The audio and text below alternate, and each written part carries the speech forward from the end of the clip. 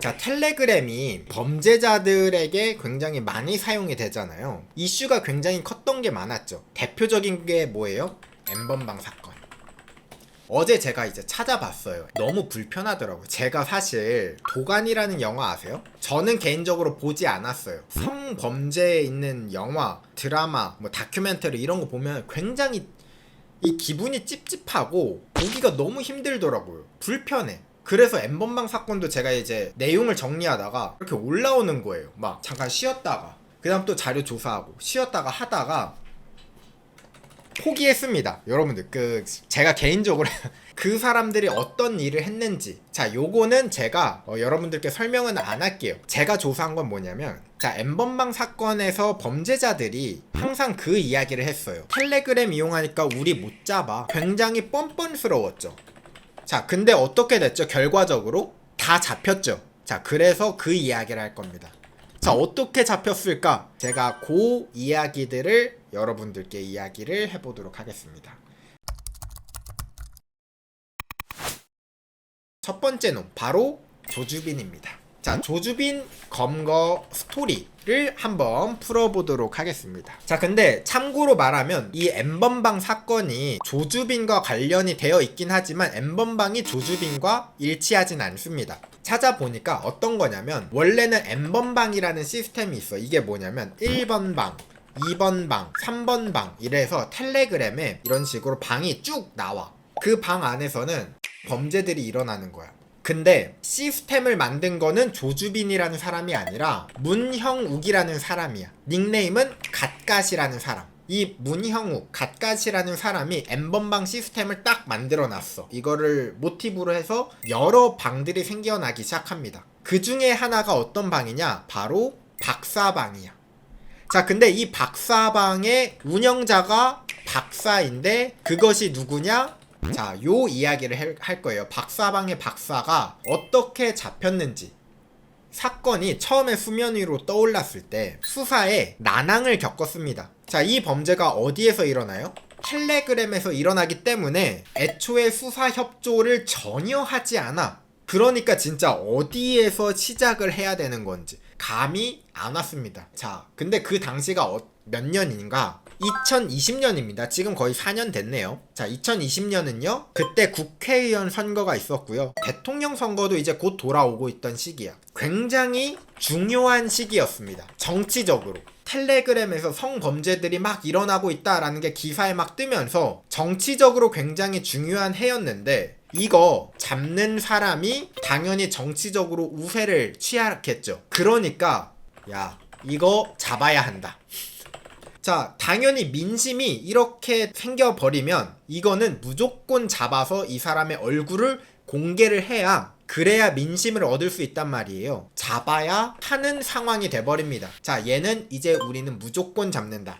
자 방법은 어떻게 해요? 자 무슨 방법을 쓰든 잡으면 돼. 일단은 잡아와. 물론 여기에서 다행히 불법은 모르겠습니다. 뭐 불법적인 건 없었던 것 같긴 해요. 먼저 어떤 것부터 조사를 시작했냐? 이 박사방 같은 경우는 돈이 중요했습니다. 회원들이 무료 회원과 유료 회원이 있었거든요. 이 범죄를 이용해서 수익화를 하고 있었어요. 그렇기 때문에 이 돈이 어디로 가는가만 보면 돼. 범죄자들이 오해하는 게 한 가지가 있습니다. 암호화폐를 쓰면 안전해 라고 생각을 하시는데 그거 참 오산입니다. 오히려 추적이 더 쉬워. 그 장부가 분산 시스템이기 때문에 다 열람할 수 있거든. 그 사람이 누군지는 모르지만 이 돈이 어디로 흘러가는지는 누구나 볼 수 있습니다. 눈 빠지게 계속 추적하면 돼요. 왜냐? 현금으로 전환을 할 거잖아요. 당연히. 암호화폐로 뭐 살 수 있어요? 뭐 살 수 있긴 하지. 근데 그게 아니잖아. 우리나라 돈 원화로 바꿔야 돼. 이걸 자꾸 추적을 하다 보니까 찾은 겁니다. 자, 누가 ATM에서 현금을 인출하는 걸 발견했어요. 그 지갑으로 해서 현금화해서 인출하는 걸 잡았습니다. 여기부터 시작하는 거예요. 자, 이 사람이 누구냐? 사회복무요원이었던 강모 씨였습니다. 자, 이 강 씨가 현금을 꺼내고 나서 갔던 곳이 어디냐? 아파트로 갑니다. 아파트로 가서 소화전에다가 이 돈을 넣어요. 숨겨놓고 그리고 가더래요. 자, 그러면 경찰이 그 자리에서 바로 잡았는가? 안 잡았습니다. 이 돈을 누군가가 가져갈 건데 그걸 잡아야 되잖아. 그래서 잠복 수사를 합니다. 며칠 뒤에 이 돈을 가져가는 사람이 나타났습니다. 바로 그게 A씨였어요. 얜가? 자, 근데 섣불리 다가가서 얘를 잡게 되면 얘가 아니면 어떡해? 꼬리 자르고 끝나겠죠. 더 인내심을 가지고 계속 지켜봐. 그랬더니 갑자기 이 A씨가 어느 날 어떤 의문의 남자와 식사를 하는 자리를 가졌어요. 얘가 원래는 아싼데 만날 친구가 없을 텐데 수상하죠, 당연히. 이 사람도 추적을 시작합니다. 이 어떤 의문의 남자를 추적해.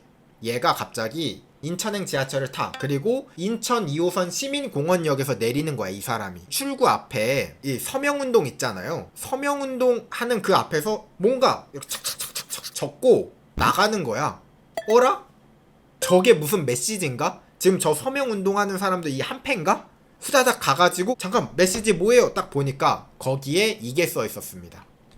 조주빈 생년월일이 써 있었던 거예요. 아직 경찰들은 몰라요. 이 사람이 범죄자인지 박사였는지 몰랐습니다. 조주빈? 이 사람은 누구지? 그래서 경찰이 이 정보를 이용해서 압수수색 영장을 해서 포털 사이트에서 이메일 그리고 검색 기록들을 싹 다 훑어요. 우리나라에선 이게 가능합니다. 범죄 수사에 협조를 한다는 거죠. 좋은 말로는. 그러니까 잡힌 거예요. 그러니까. 아무튼 자, 근데 여기에서 이메일에는 뭐 별거 없었어. 근데 검색 기록을 보니까 오호라, 택배 조회를 그렇게 많이 하는 거예요. 검색 기록에 그게 남아있어. 조회해보니까 자, 받는 사람 조주빈, 보내는 사람 아까 그 A씨였습니다. 보내는 사람이 A씨였어요. A씨가 누구라고요? 아까 그 소화전에서 돈을 가져간 사람이야. 그 범죄로 번 돈을, 수익화한 돈을 택배에다가 보내고 있었던 거예요. 그 증거를 이 검색 기록을 싹 다 뒤져가지고 찾아낸 겁니다. 그 다음 박사방에 있는 공범들도 이미 함정 수사를 해서 잡아놨어. 그 사람들의 증거들을 조합해 보니까 이 조주빈이라는 사람이 박사가 확실해졌습니다. 그래서 이 조주빈을 잡게 되었던 거죠. 여기까지가 이 조주빈을 검거한 사례인데 많은 사람들이 그 이야기를 했습니다. 에이, 돈 때문에 걸렸구만. 각종 전문가들이 등장합니다. VPN, 토르 그거 쓰면 절대 안 잡힘 라고 사람들이 이야기를 합니다. 자, 그래서 제가 그 다음 이야기를 한번 해드리도록 할게요. 이거와 비슷한 사건이 또 있었어요. 자, 이 범죄자의 특징이 있었어요. 돈을 안 받아요. 이 사람은 이걸 가지고 이 범죄를 수익화하지 않았습니다. 자, 이 사람이 가칭이 어떤 사람이냐? 바로 L이라는 사람이에요. L. 위에서 말한 박사, 갓갓 이거는 실제 사용하는 닉네임이거든요. 근데 이 L은 가칭이래요. 이 사건을 조사하던 기자님이 계시는데 이 기자님이 정한 가칭이라고 합니다. 그 이유는 뭐냐면 사건들을 보니까 박사, 갓갓, 엠번방 이런 실명이 나오니까 그걸 가지고 사람들이 찾아보더래요. 그래서 가칭을 사용했다고 합니다. 데스노트를 뭐 참고했다라고 하는데 저는 개인적으로 좀 찐따, 이런 좋은 가칭도 있을 것이고 찌질스 이런 가칭을 좀 붙였으면은 조금 더 편하지 않았을까. 그럼 기사 조회수가. 자, 그러면 이 L이라는 사람에 대해서 좀 이야기를 하면 지독, 악독 그 자체였어요. 왜냐? 이 L이라는 사람은 어떤 이야기를 하냐면 FBI가 와도 나는 못 잡아. 경찰 고생 좀 해봐라 라고 이야기를 하면서 호언장담을 했습니다. 아니 저번에 걔는 돈 때문에 돈 받다가 걸렸잖아. 나는 돈 안 받아. 난 텔레그램에서만 살아. 자, 그러나 제가 늘 그 이야기를 했어요. 잡아야 하면 잡는 겁니다. 그 범죄자가 심지어 국내에 산다. 어떻게든 잡아냅니다. 자, 어떻게 잡게 되는가? 자, 먼저 그 방에 잠입을 하겠죠. 사실 어떤 조직이든 간에 약점 고리가 있어요. 뭐 예를 들어서 우리가 회사에서 모든 직원한테 자, 이거 하세요 안전하게 라고 이야기해도 어떤 직원은 그걸 안 한단 말이에요. 이 L도 그런 이야기 했겠죠. 자, 우리는 무조건 VPN 쓰세요. 자, 근데 안 쓰는 사람이 있겠죠. 당연히. 조직이 커지면 커질수록 많은 사람들에게 막 영상을 유포하면 할수록 범죄 스케일이 커지면 커질수록 당연히 말을 안 듣는 사람이 있어요. 그러니까 그 방에 잠입을 해서 먼저 공범의 IP 주소를 찾아냅니다. 그렇게 해서 공범 25명을 검거해요. 6명을 구속하고 나머지 사람들을 조사를 하겠죠. 진실의 방으로 이제 부릅니다. 한 명. 자, 정보를 추출해요. 그걸 기반으로 해서 여러 차례의 또 압수수색을 한 끝에 L의 IP 주소를 알아내고 그리고 L의 신원을 확인합니다. 조금 재밌는 건 140차례가 넘는 압수수색 끝에라고 이야기했습니다. 자, 근데 이 말이 조금 이상하지 않아요? 어떻게 이 신원을 특정한 거지? 그거는 말 못해요. 자, 이거는 넘어갑시다. 호주 시드니에 사는 20대 한국인 남성을 L로 특정을 할 수 있었어요. 잡자마자 바로 그 사람이 가지고 있던 단말기랑 이런 것들을 다 뺏어가지고 분석해 본 결과 이 사람이 L로 확정이 났습니다. L을 검거를 했어요. 자, 많은 분들이 그런 이야기를 해요. 왜 이야기를 안 했을까? 그 조사가 어떻게 이루어졌는지는 우리 뭐 그렇게 딥하게 따지지 않기로 합시다. 잡았으면 됐잖아. 그쵸? 그래서 간혹 사람들이 그런 이야기를 해요. VPN, 토르, 텔레그램. 자, 이거 쓰면 무적입니다. 막 나가는 사람들이 있는데요. 여러분들, 이거는 무적이 될 수가 없어요. 사회에 무리를 일으키는 순간 타겟이 된다. 잡아야 하는 사람이 되는 겁니다. 경찰분들이 야근해서 잡는 겁니다.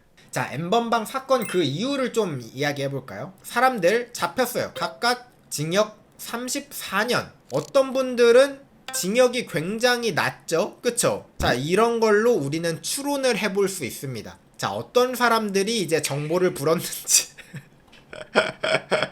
그 다음 박사방 이야기를 한번 보여드릴게요. 자, 조주빈 45년에서 42년이 되었네요. 지금 다 이렇게 처벌을 받았다 라는 겁니다. 여러분들, 진짜 여러분들이 오프라인에서 사는 것처럼만 인터넷에서 살면 정말 아름다운 인터넷 세상이 될 텐데